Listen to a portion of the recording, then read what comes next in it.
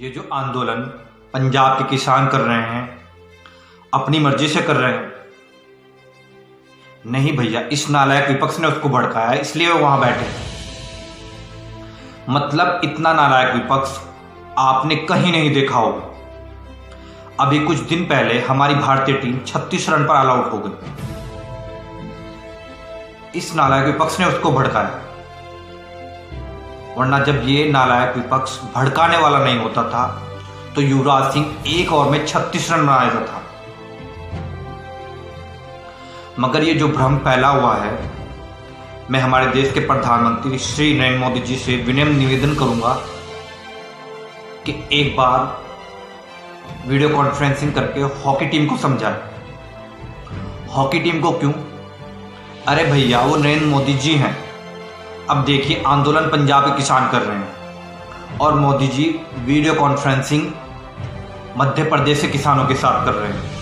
तो ऐसे ही video conferencing करके हॉकी टीम को समझाएंगे और मैसेज इंडियन टीम तक पहुंच जाएगा, और पहुंच भी गया। भारतीय टीम का कप्तान बदलते ही भारतीय टीम की किस्मत चमक गई। बहुत खुशी की बात है, बहुत प्राउड की बात है। अब देखिए आप, गैस सिलेंडर पर 100 रुपए बढ़ गए।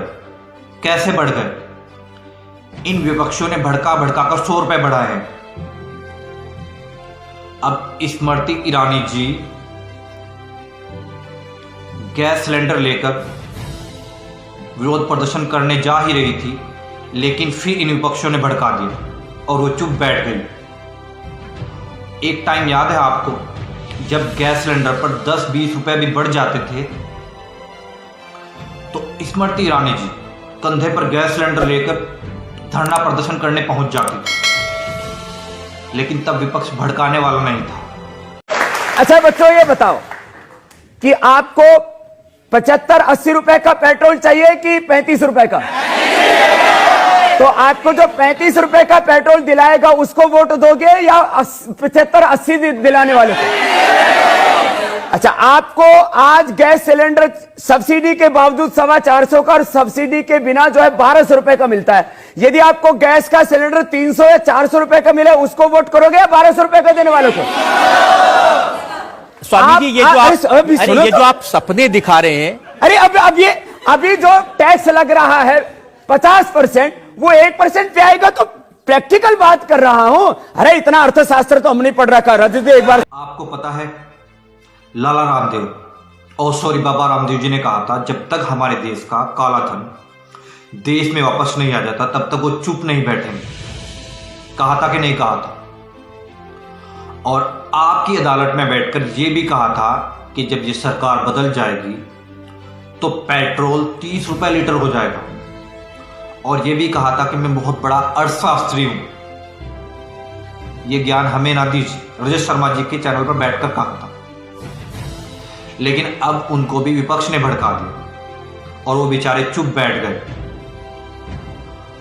और विजय माल्या, नीरव मोदी, मेहुल चोकसी, जतिन भंडारी, इस टाइप के कितने लोग देश का हजारों करोड़ रुपए लेकर भाग गए।